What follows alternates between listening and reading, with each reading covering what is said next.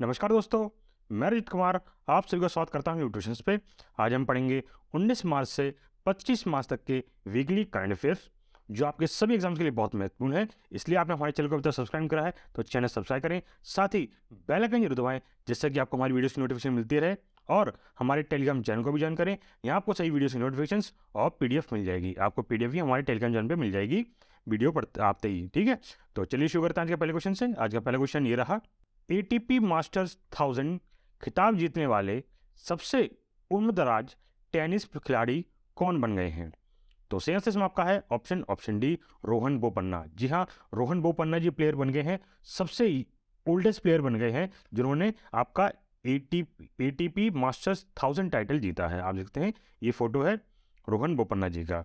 ठीक है, और इनके साथ ही इनके प्लेयर्स जोड़ीदार ये हैं ऑस्ट्रेलियन प्लेयर। ठीक है, आपको नाम बताता हूँ अभी चल के। चलिए आपको बताएं, जानकारी दे दें कि आपको बता दें जो रोहन बोपन्ना है उनकी एज जो है वो 43 ईयर्स ओल्ड, 43 ईयर्स हैं ये आपके। ठीक है, ये एक इंडियन टेनिस प्लेयर हैं और इनके जो पार्टनर थे इनका नाम है मैथ्यू, अपने का पार्टनर नाम क्या था? Matthew Ebden. ठीक है, मैथ्यू एबडन। इनके साथ इनने डुओ में, ओल्डेस्ट डुओ आप कहते हैं ना, ओल्डेस्ट डुओ में कौन सा एटीपी मास्टर्स 1000 टाइटल जीत लिया है। आपको बता दें इन्होंने जो मेंस डबल जो फाइनल जीता है वो कहाँ जी, कौन सा जीता है? ये जीता है इंडियन वेल्स मास्टर्स 2023 जीता है, जो कहाँ पे हो रहा था? कैलिफोर्निया में हो रहा था। इन्होंने किसको हराया? तो इन्होंने हराया है वेस्ले खलूफ एंड और नील स्कूपिस्की। ठीक है, इनको हरा के ये खिताब अपने नाम कर लिया है। ठीक, जो और जानकारी देने के बारे में तो बता दें कि जो बोपन्ना जी हैं उन्होंने टोटल 24 एटीपी टाइटल्स जीते हैं अपनी लाइफ में। पूरे अभी तक टोटल कितने? 24 एटीपी टाइटल्स जीत चुके हैं इन्होंने, इंक्लूडिंग इनमें से पाँच कौन से हैं? एटीपी मास्टर्स 1000 टाइटल्स के अंदर हैं। ठीक है, याद रखिएगा, बहुत इंपॉर्टेंट है। तो कौन से, ये कितने एज में? ये 42 की एज के अंदर इन्होंने जीत लिया। अभी जो करंट एज इनकी है वो 43 है, तो 43 की एज में इन्होंने लगभग 24 आपके एटीपी टाइटल जीत लिए हैं और ये ओल्डेस्ट प्लेयर बन गए हैं। ठीक है, जिन्होंने ये टाइटल जीता है। चलिए आगे बढ़ते हैं अगले क्वेश्चन पे। तो आपको अगला क्वेश्चन आपकी है, सी ड्रैगन 23 अभ्यास किस देश में आयोजित किया जा रहा है? तो सही आंसर आपका है ऑप्शन ए, यूएसए के अंदर। जी हाँ, हमारी इंडियन एयरफोर्स और यूएस एयरफोर्स मिलकर दोनों कहाँ सी ड्रैगन 2023 एक्सरसाइज कर रही है यूएसए के अंदर। चलिए अगले क्वेश्चन बढ़ते हैं। आपको बताना है अब, एशिया का सबसे बड़ा आहार 2023 उत्सव कहाँ आयोजित किया गया है? तो सही आंसर इसमें आपका है ऑप्शन बी, न्यू दिल्ली। जी हाँ, आपका जो आहार उत्सव फेस्टिवल है ये कहाँ पे आयोजित किया गया है? न्यू दिल्ली के अंदर आयोजित किया गया है। कहाँ पे? प्रगति मैदान जो आपका है वहाँ पे आयोजित किया गया है आपका ये आहार फेस्टिवल या आहार आपका उत्सव। ये और ये आपको बता दें एशिया का लार्जेस्ट फेस्टिवल है ये। ठीक है, इसमें खास क्या ऐसा है जो इसमें लार्जेस्ट फेस्टिवल है, उसका मैं जानकारी दे दें आपको। जो आहार 2023 है उसका उद्देश्य है कि केंद्र खाद्य, जिसे केंद्र खाद्य प्रसंस्करण उद्योग मंत्रालय या कहें इंग्लिश में बोले तो union ministry of food processing industry and agriculture processed food product export development authority, इसे हम शॉर्ट में क्या कहते हैं? APEDA। और उनकी जो और ऑर्गेनाइजेशंस हैं उन्होंने मिलके आपका कौन सा हॉस्पिटैलिटी इंडस्ट्री पोटेंशियल और showcase technology goods and service, इन सभी की डोमेस्टिक और फॉरेन कंज्यूमर्स के बारे में आपका पूरी आपके सेवाएं हैं प्रदान करने के लिए कराइए आयोजित किया गया आपका पूरा कार्यक्रम। ठीक है, इसमें डिफरेंट प्रकार के आपके क्या नाम है फूड्स गुड्स सर्विसेज दी जाती हैं, टेक्नोलॉजी शो करी जाती हैं उस पूरे आपके फेस्टिवल के अंदर। कौन सा फेस्टिवल? आहार फेस्टिवल के अंदर। ठीक है, इसे आयोजित कौन करवाता है? तो इसे आयोजित कराता आपका APDA आपका ऑर्गेनाइजेशन है, ये करवाता है, मंत्रालय करवाता है, ये मंत्रालय करवाता है आपका। तो मंत्रालय का फॉर्म क्या होगी आपका union ministry of food processing industry, ये तो हो गई आपकी पहले मंत्रालय। साथ में कौन? आपका agriculture and process food product export development authority, ये होगी नंबर 2। और साथ ही में अदर ऑर्गेनाइजेशंस भी हैं, इसमें छोटी छोटी ऑर्गेनाइजेशंस भी हैं ऐड हैं। ये सभी लोग मिलकर क्या है आहार फेस्टिवल 2023 का आयोजन कर रहे हैं। ठीक है, चलिए बढ़ते हैं अगले क्वेश्चन पे। अगला क्वेश्चन आपका ये रहा, आपको बताना है हाल ही में राजस्थान में कितने नए जिले बनाए गए हैं? तो सही आंसर आपका है ऑप्शन ए 19। जी हाँ, 19 नए जिलों का आवरण किया गया है। यहाँ नाम है 19 जिलों के, आपके जैसे Jaipur north, Jaipur south, Jaipur east, Jaipur west, है ना, अनुरागढ़, अनूपगढ़, बलोत्रा, ब्यावर, डींग, देवाना, है ना, ये सभी ऐसे करें टोटल 19 आपके 19 आपके नए डिस्ट्रिक्ट्स बनाए गए हैं राजस्थान के अंदर। ठीक है, किसके द्वारा? अशोक गहलोत द्वारा। ये कौन है? ये राजस्थान के मुख्यमंत्री जी हैं। ठीक है, और साथ ही आपको बता दें 19 तो आपके डिस्ट्रिक्ट्स बन गए हैं, साथ ही 3 नए डिवीजन बनाए गए हैं। और डिवीजन कौन कौन सी आपकी? ये है बंसवाड़ा, पाली और सिकार। ये 3 आपके क्या है, ये न्यू डिवीजन बनाए गए हैं आपके। तो आपको जानकारी दे इसके बारे में और अच्छे से। तो आपको बता 17 मार्च 2023 को चीफ मिनिस्टर हैं, क्या नाम है, मुख्यमंत्री हैं कहाँ के? आपके राजस्थान के, जिनका नाम है क्या है? अशोक गहलोत। इन्होंने अनाउंस किया है कि इन्होंने क्या है 19 नए डिस्ट्रिक्ट बना दिए हैं और साथ ही 3 नए डिवीजन बना लिए हैं किसके अंदर? राजस्थान के अंदर। और ये कब कर रहे थे? ये इन्होंने बात कही जब ये डिस्कस हो रहा था कहाँ? पंजाब लेजिस्लेटिव असेंबली भी, या हम कहते हैं आपका विधायक विधानसभा चल रही थी, राजस्थान की विधानसभा चल रही थी, उस समय जो वित्त और विनियोग विधायक पर चर्चा कर रहे थे, उस समय इन्होंने क्या है बताया कि राजस्थान में नए 19 जिले और 3 नए मंडल, या कहते हैं आप डिविजन्स बना दिए गए हैं, है ना, बनाने की घोषणा करी गई है इनकी। ठीक है, आपको बता दें राजस्थान के पास टोटल 19 नई डिस्ट्रिक्ट और 3 नई डिवीजन बनने के साथ ये सब ऐड करने के बाद टोटल अब राजस्थान में कितने डिस्ट्रिक्ट हो गए? तो टोटल 50 डिस्ट्रिक्ट हो गए और डिवीजन कितने हो गए? 10 हो गए हैं। तो इससे पहले कितने थे आप याद लगाएंगे? तो इससे पहले 31, जो ओल्ड की बात करें तो 31 डिस्ट्रिक्ट थे। ठीक है, और आपके कितने? 7 डिविजन्स थे। ठीक है, ये अब पहले इससे आपका जब इससे पहले इतना आपके 31 डिस्ट्रिक्ट थे और 7 डिवीजन थे, जो अब बढ़ के कितने हो गए? 50 हो गए, 50 डिस्ट्रिक्ट हो गए, या कहते हैं 50 जिले हो गए हैं। और मंडल कितने हो गए? मंडल 10 हो गए हैं। ठीक है, चलिए आगे बढ़ते हैं अगले क्वेश्चन पे। भारत ने किस देश के साथ पहली मैत्री पाइपलाइन का उद्घाटन किया है? तो सही आंसर आपका है ऑप्शन सी, बांग्लादेश के साथ। जी हाँ, बांग्लादेश के साथ हमने क्या है अपनी पहली मैत्री आपकी पाइपलाइन है उसका उद्घाटन कर दिया है। अब ये देखो यहाँ भारत बांग्लादेश में ही ये शुरू होती है। आपका देखो ये रिफाइनरी है यहाँ पे ना,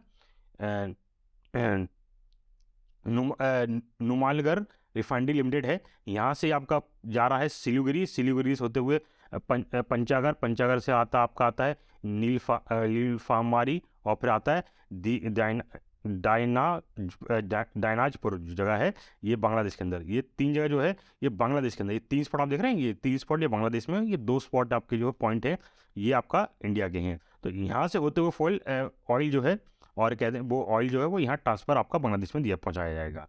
ठीक है, तो आपको जानकारी देते हैं कि हमारे देश के प्रधानमंत्री नरेंद्र मोदी जी और बांग्लादेश के प्राइम मिनिस्टर शेख हसीना जी, उन्होंने दोनों मिल के जो आपका आयोजन किया है, या कहते हैं उद्घाटन किया है किसका? इंडिया बांग्लादेश फ्रेंडशिप पाइपलाइन, जिसे हम शॉर्ट में IBFP भी कहते हैं, वर्चुअल मोड में। मतलब वहाँ एक दूसरे के सामने प्रस्तुत नहीं थे, पर वीडियो कॉन्फ्रेंसिंग के जरिए ये इसकी क्या नाम है उन्होंने उद्घाटन किया आपका। आपको बता दें इसका जो फाउंडेशन स्टोन था वो सितंबर 2018 में रख दिया गया था। मतलब 2018 से इस पर काम चल रहा था, 2018 के बाद अब जाके ये फाइनल पाइपलाइन क्या फाइनल हो गई आपकी। ठीक है, चलिए फिर आगे बढ़ते हैं अगले क्वेश्चन पे। आपको जानकारी और आगे जानकारी देते हैं इसके बारे में। तो वैसे मैंने आपको बताया था नुमालगढ़ जो रिफाइनरी लिमिटेड है, ये क्या है? ये पेट्रोलियम प्रोडक्ट्स आपको सप्लाई करती है कहाँ पे? पूरे बांग्लादेश के अंदर। ठीक है, बांग्लादेश के अंदर कब से? 2015 से। ये इंडियन कंपनी है, आप मान लें ये इंडियन कंपनी है, याद रखिएगा। ठीक है, ये इंडियन कंपनी है, ये बांग्लादेश में 2015 से आपका क्या है पेट्रोलियम प्रोडक्ट्स जो होते हैं आपके यहाँ पर कहते हैं पेट्रोलियम जो उत्पादक होते हैं, सॉरी, उनको डिस्ट्रीब्यूट कर रही है बांग्लादेश के अंदर 2015 से। ठीक है, आपको बता दें भारत का और उनके पड़ोसियों के बीच दूसरी सीमा ऊर्जा पाइपलाइन है आपकी, ये सेकंड पाइपलाइन है। ठीक है, याद रखिएगा। चलिए फिर आगे बढ़ते हैं अगले क्वेश्चन पे। अगला क्वेश्चन आपका है पहली बार किस राज्य में इलेक्ट्रॉनिक ट्रेन चलाई गई है? अब आपको बताना है ऐसा वो कौन सा पहला राज्य है जिसमें अभी हाल ही में, जल्दी की बात कर रहा हूँ मैं, जिसमें जल्दी ही क्या है आपकी इलेक्ट्रॉनिक ट्रेन चलाई गई है, पहली बार चलाई गई है। तो सही आंसर आपका है ऑप्शन डी, मेघालय। जी हाँ, मेघालय वो पहला राज्य, मेघालय वो राज्य है जहाँ पर हाल ही में क्या है आपकी पहली इलेक्ट्रिक ट्रेन चली है। ठीक है, ये इलेक्ट्रिक ट्रेन आप जानते हैं, बिजली चलने वाली ट्रेनें, जो इंजन है बिजली चलेंगे, ये चलाई गई है। आपको बता दें जो इंडियन रेलवे का टारगेट है वो है 2030 तक। वो 2030 तक क्या है, ये 2030 तक अपने आप को जीरो कार्बन एमिशन बनाना चाहते हैं।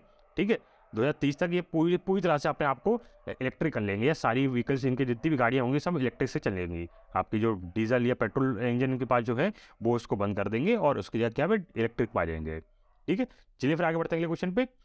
भारत पेट्रोलियम कॉर्पोरेशन लिमिटेड के सीईओ के रूप में किसे नियुक्त किया गया है? तो आपको बताना है बीपीसीएल के नए सीईओ कौन अपॉइंट हुए हैं। तो सही आंसर आपका है ऑप्शन ए जी कृष्ण कुमार। जी हाँ, जी कृष्ण कुमार, ये फोटो देखते हैं आप इनको अपॉइंट किया गया है सीईओ ऑफ बीपीसीएल। ठीक है, चलिए फिर आगे बढ़ते हैं अगले क्वेश्चन पे। अगला क्वेश्चन आपका आता है Laksar writing instrument private limited के नए ब्रांड एम्बेसडर के रूप में किसे नियुक्त किया गया है? तो आपको बताना है Laksar writing instrument private limited के नए ब्रांड एम्बेसडर कौन बने हैं।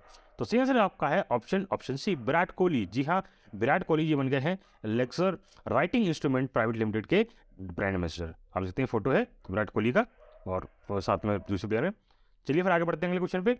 आपको बताना है सागर परिक्रमा के चौथे चरण का समापन कहाँ हुआ है? तो सही आंसर आपका है ऑप्शन बी कर्नाटका। जी हाँ, कर्नाटका के अंदर आपका चौथा फेज शुरू हुआ है किसका, सागर परिक्रमा। ठीक है, इसका समापन हुआ है, मतलब खत्म हुआ है आपका। कौन सा फोर्थ सेशन खत्म हुआ है, तो उसके बारे में जानकारी दी आपको। तो आपको बता दें कि ministry of fisheries and animal husbandry and dairying announce that fourth phase of Sagar Parikrama program begin on 18 March and conclude on 19 March. मतलब 18 मार्च को शुरू हुआ था और 19 मार्च को इसका समापन हो गया। ठीक है, आपको बता दें ये प्रोग्राम है ना, ये पूरा प्रोग्राम कहाँ, कर्नाटका का है। ठीक है, इसमें कर्नाटका की 3 डिस्ट्रिक्ट्स आती हैं। कौन कौन सी डिस्ट्रिक्ट आ रही हैं? उत्तर कन्नड़, उडुपाई, और तीसरे कौन सी आप क्या हो गई, ये हो गई अब कौन सी होगी आपकी दनिक्षा कन्नड़, दक्षिण कन्नड़ जिसे कहते हैं। ठीक है, दक्षिण कन्नड़, ये आपके 3 डिस्ट्रिक्ट हैं किसके, कर्नाटका के, ये इस प्रोग्राम के अंदर कवर किए गए हैं। ठीक है, तो आपको जानकारी दे दें इसके बारे में और बता दें कि कार्यक्रम के दौरान प्रगतिशील मछुआरों और प्रधानमंत्री मत्स्य संपदा योजना, जिसे हम क्या कहते हैं, प्रधानमंत्री मत्स्य मतलब हो गया मछली। ठीक है, मत्स्य मतलब मछली याद रखिएगा, मत्स्य संपदा योजना और किसान क्रेडिट कार्ड, एक केसीसी और स्टेट स्कीम्स और राज्य की योजना जैसी विभिन्न योजना से संबंधित उनकी उपलब्धियों के लिए सम्मानित किया गया है। तो मतलब यहाँ पे जो आपकी जो सेंट्रल गवर्नमेंट की स्कीम्स हैं, जैसे आपका PMMSY मतलब प्रधानमंत्री मत्स्य संपदा योजना, दूसरी किसान क्रेडिट कार्ड योजना और अदर स्टेट स्कीम्स है, इन सभी की क्या उपलब्धियों के बारे में बताया गया और इनको सम्मानित किया गया उनके लिए। ठीक है, चलिए फिर आगे बढ़ते हैं। आपको जानकारी दे दें सागर परिक्रमा जिसका फेज़ 1 हुआ था वो मार्च 2022 में हुआ था। ठीक है, कहाँ पे हुआ है, गुजरात के अंदर हुआ था। याद रखिएगा, ये छोटे छोटे पॉइंट्स बता दे रहा हूँ आपको भाई, ये याद रखने हैं आपको। फिर इसका सेकंड फेज जो हुआ था वो सितंबर आपका हुआ था 25 सितंबर 2022 के अंदर, सितंबर में हुआ था 23 सितंबर से लेकर 25 सितंबर के बीच में। ठीक है, और ये 7 लोकेशन से हुआ था, इन्होंने 7 लोकेशन कवर करी थी पूरे उसमें। फिर जो तीसरा वाला हुआ वो हुआ था आपका फरवरी 18 से लेकर 21 तक, ये यहाँ पे 2023 है हुआ। ठीक है, इसने लगभग कोस्टल डिस्ट्रिक्ट कवर कर दी आपकी, कौन सी, गुजरात और महाराष्ट्र की। ठीक है, ये 3 फेज हुए आपके टोटल। ठीक है, चलिए फिर आगे बढ़ते हैं अगले क्वेश्चन पे। अब आपको बताना है पाल्क स्टेट है ना आपकी, तो पाल्क जलमंडल मंडरूप मध्यम, मतलब यहाँ पे आप कहें स्टेट की बात कर रहे हैं। पाल्क स्टेट के अंडर 19 समूह में सबसे तेज तैरने वाला पहला भारतीय कौन बन गया है? तो सही आंसर आपका है ऑप्शन सी संपन्ना रमेश शेलार। ठीक है, आप देखते हैं फोटो, ये फोटो है संपन्ना रमेश शेलार जी का। इन्होंने ये 21 साल के व्यक्ति हैं, अंडर 28 ग्रुप के प्लेयर है, वो हैं स्विमिंग करने वाले वो व्यक्ति हैं। वो इन्होंने सबसे तेज, वो आपका पार्क स्टेट है उसको पूरा तैर के पार कर दिया। ठीक है, अब क्या इनने से खास कर उसके बारे में बता दें आपको। तो आपको बता दें संपन्ना रमेश शेलार जो कि बैचलर्स ऑफ फिजिकल एजुकेशन के स्टूडेंट है, इन्होंने एक नया रिकॉर्ड बना दिया है। क्या, फास्टेस्ट इंडियन बन गए हैं किस कैटेगरी में, अंडर 21 कैटेगरी के अंदर। ठीक है, जिन्होंने पार्क स्टेट को तैर के पार किया है। अब पार्क स्टेट कहाँ है इसके बारे में आपको भी दिखाऊंगा, बताऊंगा। ठीक है। और ये कहाँ पे शुरू हुआ आपका पाल्क स्ट्रेट जो आपका है, ये आपका जो श्रीलंका की जगह है आपकी तलई मन्नार, जो कि श्रीलंका के अंदर है। और भारत के अंदर कौन सी, तमिलनाडु में जो जगह है जिसका नाम है क्या, धनुषकोडी। ठीक है, धनुषकोडी जगह जो है, इन दोनों के बीच को इन्होंने कवर किया है। और कितने टाइम में कवर किया है, ये टोटल जो डिस्टेंस है आपका वो लगभग 29 किलोमीटर का डिस्टेंस है, 29 किलोमीटर का डिस्टेंस है।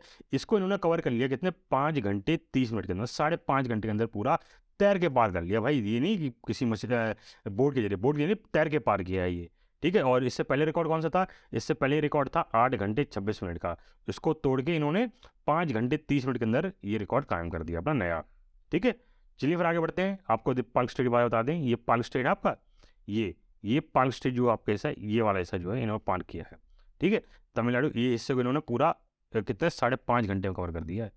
ठीक है, चलिए फिर आगे बढ़ते हैं अगले क्वेश्चन पे। तो आपको बताना है Bipin the man behind the uniform नामक नई पुस्तक के लेखक कौन है। तो सही आंसर आपका है ऑप्शन डी, रचना बिष्ट रावत। ठीक है, आप देखते हैं ये फोटो है रचना बिष्ट रावत जी की। इन्होंने ये बिपिन रावत के ऊपर एक बुक रखी गई है जिसका नाम है Bipin the man behind the uniform. ठीक है, ये इनका बुक का नाम है। ठीक है, आपको चलिए आगे बढ़ते हैं अगले क्वेश्चन पे। तो अब आपको बताना है टीसीएस के नए सीईओ के रूप में किसे नियुक्त किया गया है। तो सही आंसर आपका है ऑप्शन सी, के कृतिवासन। ठीक है, आप फोटो देखते हैं, ये के कृतिवासन है, इनको सीईओ ऑफ टीसीएस कंपनी बना दिया है, मतलब टाटा कंसल्टेंसी सर्विस जो आपकी है इसके सीईओ बन गए हैं अब कौन, के कृतिवासन। ठीक है, चलिए फिर आगे बढ़ते हैं अगले क्वेश्चन पे। अब आपको बताना है वर्ल्ड हैप्पीनेस इंडेक्स 2023 में भारत का रैंक क्या है। तो सही आंसर आपका है ऑप्शन बी, 126। ये रैंक सुन के तो मुझे हंसी आ रही है। मैं क्या सोच के रैंक बनाई है, मतलब मुझे लग रहा था कोई सुबह उठा एकदम और आंखें बंद करे नींद में ही और रिपोर्ट तैयार कर दी इन्होंने। ये फालतू क्या रिपोर्ट डाली, इंडिया की रैंक 126 रखी है। आप देखिए बहुत चौंकाने वाली बात है, इसमें बताया गया है, आपको जान के बताता हूँ कि 2023 वर्ल्ड हैप्पीनेस रिपोर्ट आई है, ये रिलीज़ हुई है हाल ही में। इसमें बताया है कि फिनलैंड जो कंट्री है, आप जानते हैं ये बाल्टिक सी आपकी जितनी भी हैं, है ना, वो बाल्टिक सी कह रहा हूँ आपकी, गलत कह रहा हूँ मैं, जो आपकी रशिया के आपके नॉर्थ वेस्ट में जो कंट्रीज आपकी हैं, नाम भूल गया मैं कहना, उन कंट्रीज में आता है आपका फिनलैंड। ठीक है, वो कंट्रीज हैं जिसने, फिनलैंड वो कंट्री है आपकी जिन्हें टॉप किया है, मतलब सबसे हैप्पीएस्ट कंट्री रहा है। और ये लगातार 6 साल से टॉप कर रहा है इस लिस्ट में पूरी। ठीक है, फिर इसके बाद कौन आते हैं, इसके बाद फिर आपका आता है डेनमार्क, आइसलैंड, इजराइल, नीदरलैंड, और फिर आपके यूरोपियन कंट्रीज आपकी कुछ कौन सी, स्वीडन, नॉर्वे, स्विट्जरलैंड, लग्जमबर्ग, ये टॉप 10 में आते हैं आपके। ठीक है, चलिए फिर आगे और बताता हूँ आपको। फिर यहाँ आपको बताता हूँ जो रैंकिंग दी गई है, ये रैंकिंग दी है गपुल वर्ल्ड पोल के द्वारा। ठीक है, गपुल वर्ल्ड पोल हुआ था, इसकी रैंकिंग गैलप वर्ल्ड पोल में मुख्य जीवन मूल्यांकन प्रश्न के डेटा पर आधारित जो मापता है कि नागरिक खुद को कितना खुश महसूस करते हैं, मतलब ये एक तरह से चेक करते हैं कि एक पीपल का, उस कंट्री का नागरिक कितने अपने आप को कितना हैप्पी महसूस करता है, कितना हैप्पी नहीं महसूस करता है, या अपने आप को लगता है कि मैं बहुत परेशान हूँ, बहुत दुखी हूँ, उस चीज़ को नापता है, वोटिंग करवाता है। अब ये इनमें जो रिकॉर्डिंग, इनने जो लिस्ट इंडिया के हिसाब से, इंडिया को रैंक कितनी दी, 126 दी है, 126 रैंक दी है वो। ये इन्होंने कितने लोगों को पूछा भाई, टोटल 2000 लोगों से पूछा इन्होंने भाई। हमारी पॉपुलेशन 150 करोड़ के आसपास हो गई है, करोड़ के आसपास है हम, 150 करोड़ में से आपने खाली 2000 लोगों से पूछा और उनसे हमें रैंकिंग दे दी भाई, ये क्या तरीका है।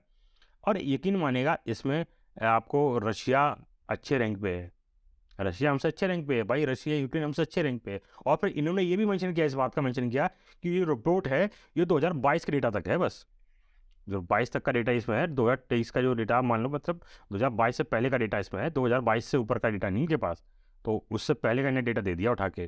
तो मतलब एक तरह से पूरी बेवकूफ़ी करी दिखाई है। मुझे तो ये रिपोर्ट देख के वैसे ही बहुत बुरी हंसी आ रही थी, मैं कर क्या रहे हैं ये हो क्या रहा है इसमें। ठीक है, आप देखोगे यहाँ ब्राज़ील, इंडिया के इसमें देखोगे ना, आप देखोगे जो हंगरी, अर्जेंटीना, मलेशिया हमसे ऊपर है भाई, है भाई कोरिया हमसे ऊपर है। ठीक है, और आप देखेंगे यहाँ पे रशिया की रैंक भी यहाँ पे दे रखी है 77, दो बल्गेरिया हमसे ऊपर है, नेपाल हमसे ऊपर भाई, ये देखिए आप, सबसे हंसी वाली बात तो यहाँ लगेगी आपको। ठीक है, और रशिया की रैंक देखिए, रशिया की रैंक 70 दे रखी है भाई, रशिया की 70, हमारी कितनी 126, रशिया कितनी 70 रैंक है। अरे भाई देखिए, आप देखिए इसमें क्या क्या कर रखा है इन लोगों ने। ठीक है, आपको यहाँ पर और दिखाता हूँ। साउथ अफ्रीका देखिए 85 रैंक है साउथ अफ्रीका की, वो भी हमसे अच्छे हैं। आपका वेनेजुएला हमसे अच्छा भाई 88 वहाँ पे, वेनेजुएला में जो हालत ख़राब वहाँ पे। ठीक है, जॉर्जिया और ये कंट्री जो है हमसे आगे हैं भाई, इनकी हालत हमसे ज़्यादा ख़राब है। रशिया जैसी जहाँ वॉर चल रही है, जहाँ जिस देश में वॉर चल रही है, वो हमसे ज़्यादा खुश है भाई। देखिए रिपोर्ट देखिए आप। स- चाइना चाइना की रैंक 64, आप देखिए, बताओ क्या बात कर रखी है इन्होंने। ठीक है, और आपको जानकारी दें और लिस्ट भी आपको हमारे पास है। इराक इराक हमसे ऊपर है भाई, ये देखिए इराक हो गया, टर्की हो गया, टर्की हमसे ऊपर है भाई। ठीक है, पाकिस्तान भी हमसे ऊपर भाई। पाकिस्तान जिसके खुद के खाने के लाले पड़े हुए हैं, वो हमसे ऊपर है भाई। उसकी रैंक देख रहे हो, 108 रैंक है, 108वीं रैंक है भाई पाकिस्तान की। श्रीलंका की, जिसे हमने बचाया, श्रीलंका को पूरी तरह हमने बचाया, जहाँ भैया पूरी संकट आ गया था, वो देश हमसे ऊपर है भाई, देख लो। श्रीलंका 112 रैंक है इसकी, आप देखो लिस्ट में लगा रखी इसीलिए, है ना। और इंडिया की भाई 26 रैंक दे रखी है, आप देखें। तो आपकी सबसे लास्ट में 137 रैंक किसकी, अफगानिस्तान की है। सबसे लास्ट में सबसे ज़्यादा मतलब अनहैप्पी कंट्री कोई इन्हें बताई है तो भाई अफगानिस्तान है। वो भाई सब बोले बहुत खुश है। सीरिया हमसे अच्छा है भाई, सब अच्छे, सॉरी सीरिया कह रहा हूँ। बाकी जो पाकिस्तान हमसे अच्छा है, श्रीलंका हमसे अच्छा, बहुत खुश है। नेपाली हमसे ज़्यादा खुश, बांग्लादेशी सब, म्यांमार तक भी हमसे ज़्यादा खुश है भाई। हम हमसे ज़्यादा दुखी हैं हम लोग। ये देख लो कितने क्या रिपोर्ट निकाली है, अजीब रिपोर्ट है भाई साहब। इसमें बहुत कमेंट भी आ रहे हैं, बहुत ज़्यादा ट्विटर पे आप देखेंगे तो बहुत ज़्यादा ट्वीट्स भी करे जाते हैं इसके खिलाफ, ट्वीट करे गए हैं कि आप ये क्या रिपोर्ट निकाली है, किस हिसाब से रिपोर्ट निकाली है। इसमें काफ़ी बहस चली है, पर ये रिपोर्ट निकालता कौन है, तो ये रिपोर्ट निकालता है यूनाइटेड नेशन। ठीक है, इसलिए और ज़्यादा सुनाया जा रहा है कि भाई यूनाइटेड नेशन का पागल अगल हो गई है, क्या सोच के रिपोर्ट निकाल के आ रहे हैं, क्या सोच के ये हैप्पीनेस रिपोर्ट निकाल दी है। ठीक है, चलिए फिर आगे बढ़ते हैं अगले क्वेश्चन पे। आपको चलते आप पढ़ते हैं आगे। आपको बताना है कॉटन कॉरपोरेशन ऑफ इंडिया, जिसे हम CII कहते हैं, इसके CMD है ना के रूप में किसे नियुक्त किया है। तो सी आंसर आपका है ऑप्शन सी, ललित कुमार गुप्ता। जी हाँ, फोटो देखते हैं, ललित कुमार गुप्ता जी है। इनको अपॉइंट कर लिया गया है क्या, CMD ऑफ CII, मतलब कॉटन कॉरपोरेशन ऑफ इंडिया का। ठीक है, चलिए फिर आगे बढ़ते हैं अगले क्वेश्चन पे। मतुआ मेला, ये मतुआ फेयर जो इसे इंग्लिश में कहते हैं, का आयोजन किस राज्य में किया जा रहा है। तो सी आंसर आपका है ऑप्शन ए, वेस्ट बंगाल। जी हाँ, पश्चिम बंगाल में आपका मटुआ मेला 2023 का आयोजन किया जा रहा है। ठीक है, चलिए आपको बता दें कि मटुआ संप्रदाय के मटुआ संप्रदाय के लोग हैं ना, कहाँ पे, मटुआ संप्रदाय के संस्थापक श्री श्री हरिश्चंद्र ठाकुर जी। ठीक है, इनकी 212वीं जयंती मनाने के लिए पश्चिम बंगाल में मटुआ मेला का आयोजन किया जा रहा है। ठीक है, आपको बता दें पश्चिम बंगाल में 19 मार्च से लेकर 25 मार्च तक मटुआ मेला 2023 की मेजबानी कर रहा था। ठीक है, अब आपका आज जो 25 तारीख थी ना कल, तो कल ये मेला खत्म हो गया। ठीक, फिर आपको बता दें ये मेला अखिल भारतीय मटुआ फेडरेशन द्वारा आयोजित किया गया है। और ये बता दें ये पश्चिम बंगाल के उत्तर 24 परगना में श्री धाम ठाकुर नगर ठाकुरबाड़ी में आयोजित किया जा रहा है। ठीक है, कहाँ पे, पश्चिम बंगाल की बात करें, वेस्ट बंगाल की बात कर रहे हैं हम लोग। ठीक है, चलिए फिर आगे बढ़ते हैं अगले क्वेश्चन पे।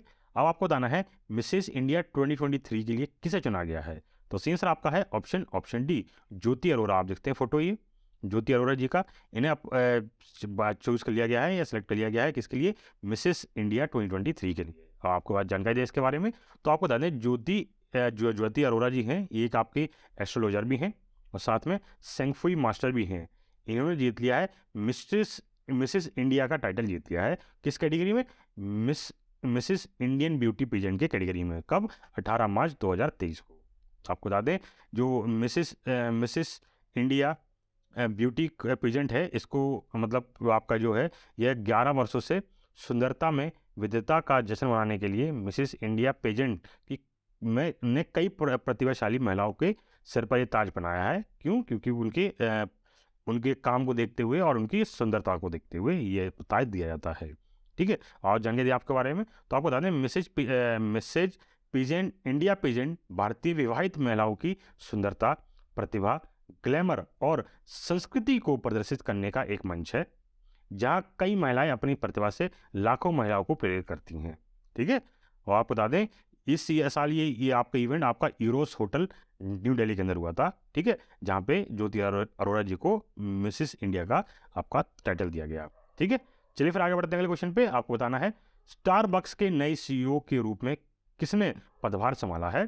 तो सही आंसर आपका है ऑप्शन बी, लक्ष्मण नरसिम्हा। ठीक है, लक्ष्मण नरसिम्हन ने, आप सकते हैं फोटो, ये फोटो है लक्ष्मण नरसिम्हन, ये अपॉइंट कर दिए गए हैं, या आप कह दीजिए कार्यभार संभाल लिया गया है कि संभाल लिया है इन्होंने किसका, सीईओ पद का, चीफ एग्जीक्यूटिव ऑफिसर का पद संभाल लिया है। स्टारबक जो कंपनी है, नाम सुना होगा, उसके सीईओ बन गए हैं। ठीक है, चलिए पर आगे बढ़ते हैं अगले क्वेश्चन पे। आपको बताना है संगीत कलानिधि पुरस्कार 2023 के लिए किसे चुना गया है। तो सही आंसर आपका है ऑप्शन सी, बॉम्बे जयश्री। जी हाँ, बॉम्बे जयश्री, आप फोटो देखते हैं इनका, इनको चुना गया है संगीत कलानिधि अवार्ड 2023 के लिए। आपको जानकारी दे दें इनके बारे में। तो संगीत अकादमी, संगीत अकादमी ने घोषणा की है कि 2023 के लिए संगीत कलानिधि पुरस्कार बॉम्बे जयश्री, जो कि पद्मश्री पुरस्कार विजेता है, और साथ ही कर्नाटक गायक को आपका ये पुरस्कार दिया जाएगा। ठीक, कौन सा, संगीत कलानिधि अवार्ड दिया जाएगा। आपको बता दें ये एक, आप ये कह दें आप ये कौन से गायक हैं, कर्नाटक गायक हैं। कर्नाटक मतलब जिसे हम कहते हैं कर्नेटिक वोकलिस्ट कहते हैं इंग्लिश में, याद रखिएगा, कर्नेटिक वोकलिस्ट कहते हैं इसको। और आपको बता दें ये हाईएस्ट अवार्ड है in the field of Carnatic music में। ठीक है, और आपको बता दें ये जो कॉन्फ्रेंस है आपका, ये पुरस्कार जो है वो प्रदान किया गया है किसके द्वारा, मद्रास म्यूजिक एकेडमी द्वारा प्रदान किया है। आपको बता दें the award comprise of gold medal, इसमें एक क्या दिया जाता है, एक गोल्ड मेडल दिया जाता है, और बिरुदु पत्रा दिया जाता है, एक सिटीशन दिया जाता है इसमें। ठीक है, चलिए फिर आगे बढ़ते हैं अगले क्वेश्चन पे। रायबरेली में हॉकी स्टेडियम का नाम किसके नाम पर रखा गया है। तो रायबरेली में एक हॉकी स्टेडियम है, वो किसके नाम पर, उसका नाम बदल के क्या रख दिया गया है। तो सही आंसर आपका है ऑप्शन बी, रानी रामपाल। जी हाँ, आप फोटो देखते हैं, ये हमारी हॉकी प्लेयर हैं रानी रामपाल जी, इनके नाम पर क्या है, रायबरेली के जो हॉकी स्टेडियम है इसका नाम रख दिया गया है। आपको जानकारी दे दें, भारतीय हॉकी टीम के प्रमुख प्लेयर जिनका नाम है रानी रामपाल ने अपने नाम पर एक स्टेडियम बनाने वाली खेल में पहली महिला के रूप में ये महत्वपूर्ण उपलब्धि हासिल करी। मतलब ये एकमात्र पहली महिला बन गई हैं जिनके नाम पर किसी स्टेडियम का नाम है।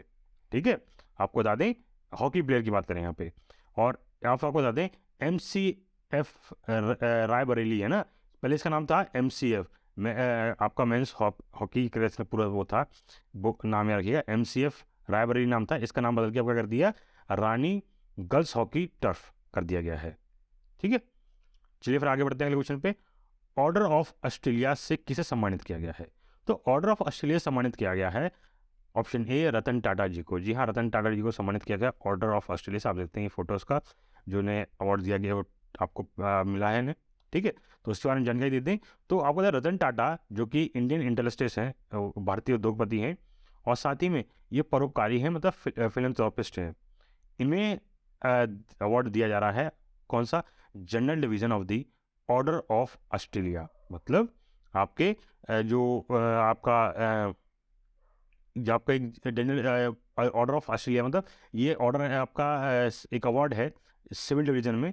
ठीक है, कहाँ पे, ऑस्ट्रेलिया के अंदर। ये क्यों दिया गया है किसको, रतन टाटा जी को। क्यों दिया गया है, तो ये दिया गया है ऑस्ट्रेलिया इंडिया के बायलैटरल रिलेशन को बढ़ावा देने के लिए, किस सेक्टर में, ट्रेड, इन्वेस्टमेंट और फिलैंथ्रोपी के लिए, इसलिए इनको ये अवार्ड दिया गया है।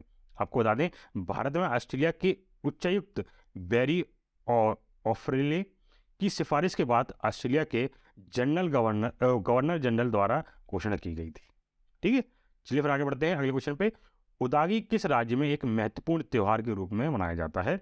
तो सही आंसर आपका है ऑप्शन सी, कर्नाटका। जी हाँ, कर्नाटक के अंदर आपका उदागी एक बहुत ही महत्वपूर्ण फेस्टिवल के ऊपर में मनाया जाता है। ठीक है, तो कब मनाया जाता है, कैसे मनाया जाता है, इसके बारे में जानकारी देते हैं आपको।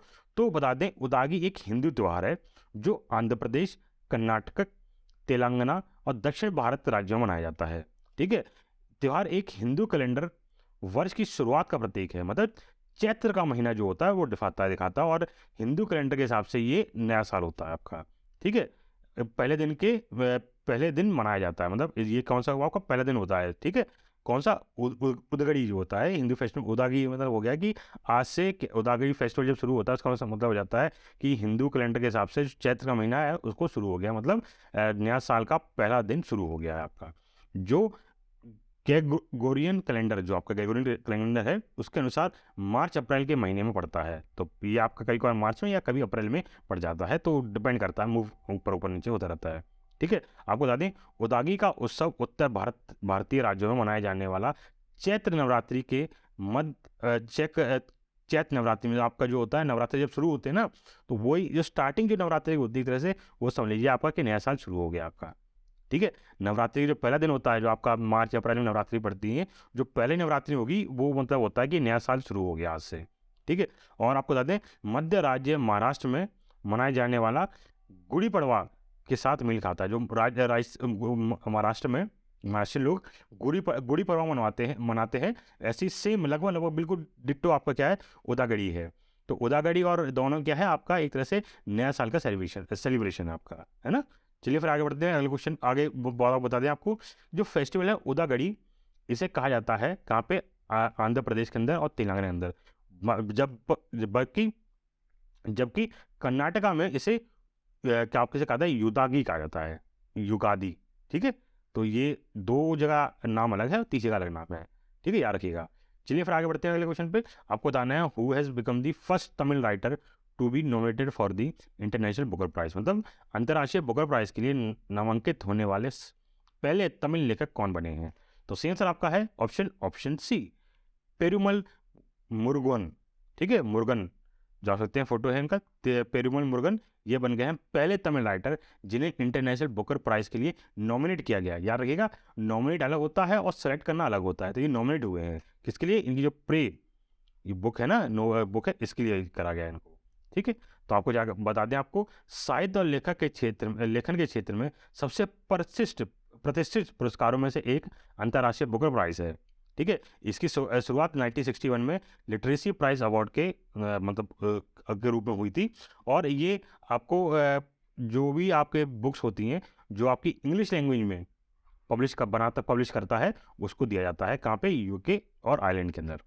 ठीक है, चलिए फिर आगे बढ़ते हैं और इसमें और जानकारी दे दें। हमारे देश में उस समय गर्व से भर गया था जब गीतांजलि श्री ने डेजी रॉकवेल द्वारा हिंदी रेत समाधि से अनुवादित अपने उपन्यास टॉम ऑफ सेंड, मतलब टॉम ऑफ सेंड जो आप जानते हैं गीतांजलि श्री जी, उनको बुकर प्राइज मिला है ना। तो इसमें बुकर प्राइज क्यों मिलता है, क्योंकि उन्होंने एक आपके जो डेजी रॉकवेल की बुक थी, कौन सी, हिंदी रेत समाधि, टॉम ऑफ सेंड, है ना, इसको ट्रांसलेट करा था हिंदी में। ठीक है, हिंदी में ट्रांसलेट करा था और इतना अच्छा ट्रांसलेट करा था, इसलिए इनको क्या है वो इंटरनेशनल बुकर प्राइज दिया गया था।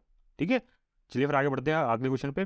कौन सा राज्य स्वास्थ्य का अधिकार मतलब विधेयक पारित करने वाला पहला राज्य बन गया है, मतलब राइट टू हेल्थ, जो right to health bill pass करने वाला वो पहला कौन सा राज्य बन गया है। तो सही आंसर आपका है ऑप्शन ए, राजस्थान। जी हाँ, राजस्थान वो पहला राज्य बन गया है जिसने right to health bill pass कर दिया अपने राज्य के अंदर। तो आपको जानकारी दे दें, तो स्वास्थ्य को लोगों का अधिकार बनाने वाला भारत का पहला राज्य राजस्थान हो गया है। ठीक है, आपको बता दें विधानसभा ने मंगलवार को राजस्थान स्वास्थ्य अधिकार विधेयक 2022 को पारित किया, जो प्रत्येक निवासी को सार्वजनिक व नामित निजी अस्पतालों में मुफ्त आपातकालीन उपचार का अधिकार देता है। इमरजेंसी जो होगी कभी आपके, ठीक है, तो इमरजेंसी ट्रीटमेंट जो होगी आपकी, कोई भी हॉस्पिटल, प्राइवेट हॉस्पिटल हो, कैसा भी हॉस्पिटल हो, उसमें आपको मुफ्त आपका इलाज किया जाएगा, पैसा नहीं लिया जाएगा। ठीक है, आपको बता दें बिल के प्रावधानों के अनुसार प्रत्येक निवासी को किसी भी सार्वजनिक स्वास्थ्य संस्थान, देखभाल प्रतिष्ठान और नामित स्वास्थ्य देखभाल केंद्र में बिना पूर्व भुगतान के आपातकालीन उपचार और देखभाल का अधिकार होगा। मतलब अगर आपके पास रुपए नहीं है और आपको लगता है बीमार हो गए हैं, आपको स्वास्थ्य इलाज की बहुत ज़्यादा ज़रूरत है, तो आप किसी भी प्राइवेट सेक्टर में या गवर्नमेंट सेक्टर की हॉस्पिटल में या कोई संस्था है, यहाँ पर अच्छी संस्था है, नामित संस्था है, देखो नामित होनी चाहिए, ये नहीं कि आप कोई लोकल डॉक्टर वहाँ चले गए, नामित हो, वहाँ पर क्या है आप अपना इलाज फ्री में करा सकते हो। वो इमरजेंसी में आपका इलाज फ्री में करेगा, कोई कॉस्ट नहीं लेगा। वो कॉस्ट कौन करेगा, वो आपकी सरकार पे करेगी, राजस्थान सरकार पे करेगी। ठीक है, चलिए फिर आगे बढ़ते हैं अगले क्वेश्चन पे। एशियाई बिलियर्ड्स चैंपियनशिप का खिताब किसने जीता है। तो सही आंसर आपका है ऑप्शन ए, पंकज आडवाणी जी। हम देख सकते हैं फोटो इनका, पंकज आडवाणी जी, इन्होंने जीत लिया है एशियाई बिलियर्ड्स चैंपियनशिप, ठीक है। तो ये आपका जो पूल होता है ना, उसमें खेला जाता है। चलिए फिर आगे बढ़ते हैं अगले क्वेश्चन। आपको सॉरी, इसके बारे में जानकारी दे दें तो आपको बता दें, पंकज आडवाणी भारतीय क्यू स्पोर्ट्स चैंपियन है।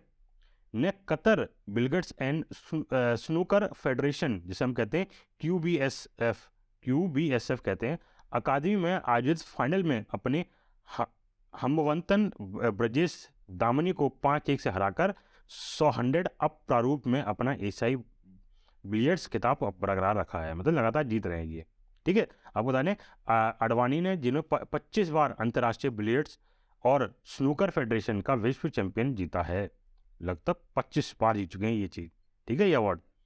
चलिए फिर आगे बढ़ते हैं क्वेश्चन पे। तो आपको बताना है महाराष्ट्र के किस शहर में ज्ञान की मूर्ति मतलब स्टैच्यू ऑफ नॉलेज की स्थापना की जाएगी। तो सही आंसर आपका है ऑप्शन सी, लातूर। जी हाँ, लातूर जिले में आपको स्टैच्यू ऑफ नॉलेज स्टेब्लिश करी जाएगी। तो आपको जानकारी दें इस बारे में। तो 13 अप्रैल को, जो अगले महीने आ गया ना, अगले महीने 13 अप्रैल को महाराष्ट्र के लातूर शहर में डॉक्टर बाबा साहेब अम्बेडकर की 70 फुट ऊंची प्रतिमा का अनावरण किया जाएगा, ठीक है। आपको बता दें अनावरण समारोह केंद्रीय मंत्री किरण रिजिजू और रामदास अठावले की उपस्थिति में होगा। साथ ही महाराष्ट्र के पूर्व मुख्यमंत्री देवेंद्र फडणवीस और राज्य मंत्री संजय पसोड़े और अन्य गणमान्य व्यक्ति के भी होंगे, मतलब जब इनका अनावरण होगा, इसका स्टैचू आपका अनावरण किया जाएगा, ठीक है। चलिए फिर आगे बढ़ते हैं क्वेश्चन पे। यूनेस्को की रिपोर्ट के अनुसार कितने प्रतिशत जनसंख्या के पास सुरक्षित पेयजल नहीं है। तो सही आंसर आपका है ऑप्शन ए 26। जी हाँ, वर्ल्ड की पॉपुलेशन जो है 20, उसमें अगर 26% लोग ऐसे हैं जिनके पास पीने के लिए साफ पानी नहीं है। आप देखिए रिपोर्ट आई है यूनेस्को की, ठीक है। तो आपको बता दें जो न्यूयॉर्क में संयुक्त राष्ट्र 2023 का जल सम्मेलन हुआ था, कहाँ पे, किसके द्वारा, यूनेस्को द्वारा में करा गया। इसके एक रिपोर्ट जारी करी, इसमें एक रिपोर्ट जारी करी उन्होंने, और इन्होंने बताया कि जो आपकी जो एक महत्वपूर्ण आबादी इस पूरे वर्ल्ड की मोस्ट पॉपुलेशन है, उनके पास सुरक्षित पीने का पानी, साथ ही आपको पर्याप्त स्वच्छता तक नहीं है उनके पास, ठीक है। तो ना सुरक्षित पीने के लिए साफ पानी है, ना साफ जगह है उनके पास रहने के लिए, ठीक है। रिपोर्ट बताती है कि वैश्विक आबादी का 26% के पास सुरक्षित पेयजल की कमी है, जबकि 40% के पास अच्छी तरह से प्रतिबद्ध स्वच्छता सुविधाओं की पहुंच नहीं है।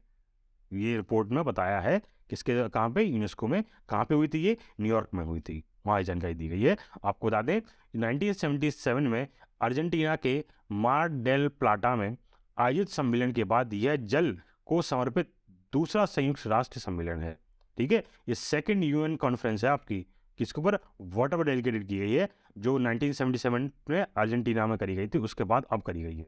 आपको बता दें United Nation has launch global campaign, जिसका नाम गया है be the change, to mark world water day. अब इसमें क्वेश्चन क्या होगा, आपको एक बताना है कि वर्ल्ड वाटर डे कब मनाया जाता है, या मुझे कमेंट सेक्शन में बताएंगे, ठीक है। क्योंकि इसका आंसर मैं नहीं दूंगा। मैं ऐसा क्यों नहीं दूंगा, क्योंकि अगर आपको डेज की जानकारी चाहिए होगी तो अभिजीत सर के द्वारा हमारे चैनल पे ही हर मंथ के एंड में उस मंथ के इंपॉर्टेंट डेज की वीडियो लाते हैं, आप उसमें दे सकते हैं आंसर, वहाँ मिल जाएगा आपको। वरना आप मुझे कमेंट सेक्शन में इसकी आंसर बताइए कि वर्ल्ड वाटर डे कब मनाया जाता है, ठीक है। चलिए फिर आगे बढ़ते हैं अगले क्वेश्चन पे।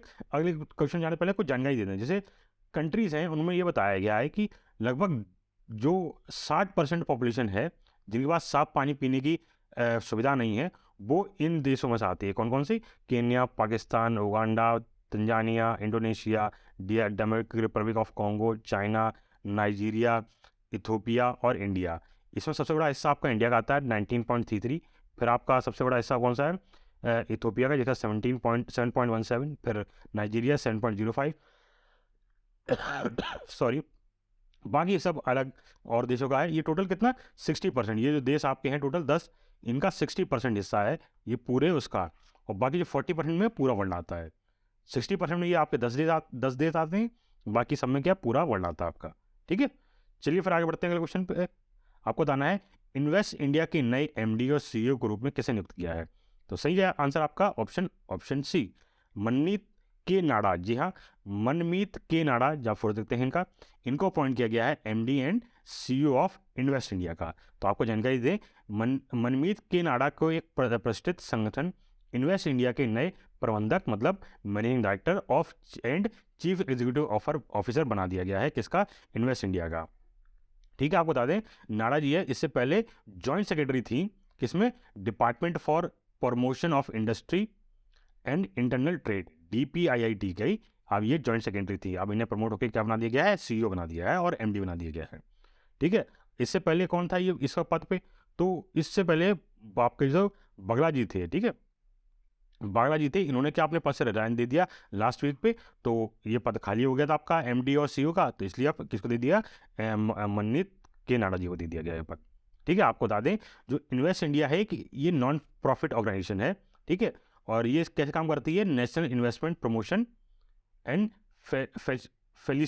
फेलिटेशन एजेंसी के रूप में काम करती है ऑफ इंडिया के, मतलब भारत के एक गैर लाभकारी संगठन है जो भारत की राष्ट्रीय निवेश प्रोत्साहन और सुविधा एजेंसी के रूप में कार्य करता है। आपको बता दें इसे स्टैब्लिश 2009 में किया गया था, और ये किसके अंदर आती है? Ministry of commerce and industry, government of India के अंदर आती है। और कौन सी उसके अंदर आती है? DPIIT के अंदर आती है, मतलब department for promotion of industry and internal trade के अंदर आती है। ठीक है, चलिए फिर आगे बढ़ते हैं क्वेश्चन पे। अब आपको बताना है वर्ल्ड वर्ल्ड टीवी समिट का आयोजन कहाँ किया गया? तो सही आंसर आपका है ऑप्शन ए, वाराणसी। जी हाँ, वाराणसी में वर्ल्ड टीवी समिट का आयोजन किया गया है। ठीक है, आप सकते हैं फोटो यहाँ पे नरेंद्र मोदी जी और उत्तर प्रदेश के मुख्यमंत्री आदित्य योगी जी, ठीक है, बाकी लोग भी यहाँ पे हैं इस समिट के अंदर। तो आपको जानकारी देते हैं विश्व तपेदिक दिवस का पर स्वास्थ्य, मतलब अब विश्व तपेदिक दिवस क्या हो गया? यहाँ हो गया बेस मान लो वर्ल्ड ट्यूबरक्लोसिस डे। अब ये डेज की आप मुझे कमेंट सेक्शन बताइए कि वर्ल्ड ट्यूबरक्लोसिस डे कब मनाया जाता है? मुझे कमेंट सेक्शन में इसका आंसर दीजिए जिसको पता होगा। ठीक है, पता है जिसको आंसर दीजिए, वरना क्या है आप अभी सर की वीडियो देख सकते हैं, उसमें आपको पक्का आंसर मिल जाएगा। ठीक है, जिसका उसका क्या नाम है, इसका उद्घाटन किया किसने? नरेंद्र मोदी जी द्वारा।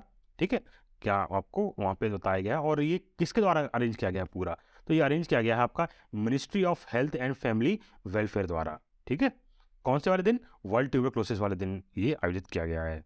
ठीक है, आपको बता दें उन्होंने ये उल्लेख किया कि भारत में वर्ष 2025 तक टीवी उन्मूलन का लक्ष्य रखा है, मतलब एक पूरी तरह से टीवी को खत्म करने पूरी तरह से टीवी को खत्म करने का टारगेट रखा है कि 2025 तक हम क्या है टीवी को पूरी तरह खत्म कर देंगे, बिल्कुल इंडिया में खत्म ही रहेगी नहीं टीवी। ठीक है, चलिए फिर आगे बढ़ते हैं अगले क्वेश्चन पे। आपको बताना है किस मंत्रालय ने डिजी क्लेम मॉड्यूल लॉन्च किया है? तो सही आंसर आपका है option A, ministry of agriculture and farmer welfare, मतलब कृषि और किसान कल्याण मंत्रालय ने आपका डिजी क्लेम मॉड्यूल शुरू किया है। इसके बारे में जानकारी दे दें तो आपको बता दें केंद्रीय कृषि किसान कल्याण मंत्री श्री नरेंद्र सिंह तोमर और नरेंद्र सिंह तोमर ने नई दिल्ली में कृषि भवन में राष्ट्रीय फसल बीमा पोर्टल के डिजिटाइज क्लेम आपका सेटलमेंट डॉक्यूमेंट का, इसे हम कहते हैं डिजी क्लेम, का उद्घाटन किया है। ये फुल फॉर्म है आपकी डिजी क्लेम की, किसकी?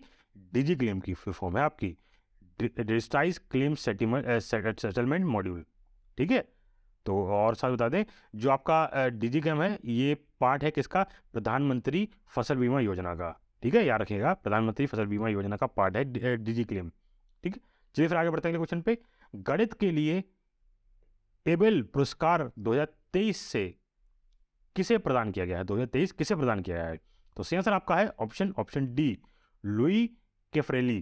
ठीक है, आप फोटो देखते हैं लुई कैफ्रेली का, इन्हें को दिया गया है एबेल प्राइज 2023। किसके लिए? मैथमेटिक्स के लिए। ठीक है, गणित के लिए दिया गया है। आपको जानकारी दे दें लुइस कैफ्रेली ने 2023 एबेल पुरस्कार जीता है। आपको बता दें मुफ्त सीमा समस्या और मोंगे एम्पियर समीकरण सहित गैर रैखिक आंतरिक अंतर समीकरण के लिए नियमितता सिद्धांत में अनेक मौलिक योगदान के लिए इन्हें ये अवार्ड दिया गया है। आपको बता दें इसमें इस प्राइज मिलने के बाद इन्हें के टोटल 7.5 मिलियन कुनूर। अब कुनूर क्या है? ये कुनूर आपकी करेंसी है किसकी? या आप मुझे कमेंट सेक्शन में बताइए। ठीक है, कमेंट सेक्शन में बताइए, वरना इसका आंसर आपको आगे मिल जाएगा। वरना आपको आंसर पता है तो अभी लिख दीजिए, वरना मैं आगे इसका आंसर दूंगा। ठीक है, अब आप जब डॉलर में चेंज करेंगे, अमेरिका डॉलर में चेंज करेंगे तो लगभग 7,20,000 करीब बनता है जाके ये अमाउंट। ठीक है, और साथ ही में एक ग्लास फ्लैग मिलता है, ठीक है, जिसे डिज़ाइन किया गया है नॉर्वेजियन आर्टिस्ट हेनरिक हॉगन द्वारा। ठीक है, चलिए फिर आगे बढ़ते हैं। आपको और जानकारी देते हैं कि ये अवार्ड है, ये अवार्ड दिया जाता है Norwegian academy of science and later द्वारा दिया जाता है, और किसके बिहाफ पे? मिनिस्ट्री ऑफ एजुकेशन के बिहाफ पे दिया जाता है। ठीक है, तो नॉर्वे की जो करेंसी है यहाँ पे, वही आपकी कन्वर्ट करेंसी है। जिसने आंसर कमेंट सेक्शन में सही दिया है वो सही, ये आंसर आपका। ठीक है, चलिए आज के लिए बस इतना रखते हैं। अगर आपको वीडियो अच्छी लगे तो वीडियो को लाइक करें, चैनल सब्सक्राइब करें, साथ ही हमारी वीडियो को शेयर जरूर करें, जिससे ये बाकी लोगों के पास भी पहुंच सके। जय हिंद।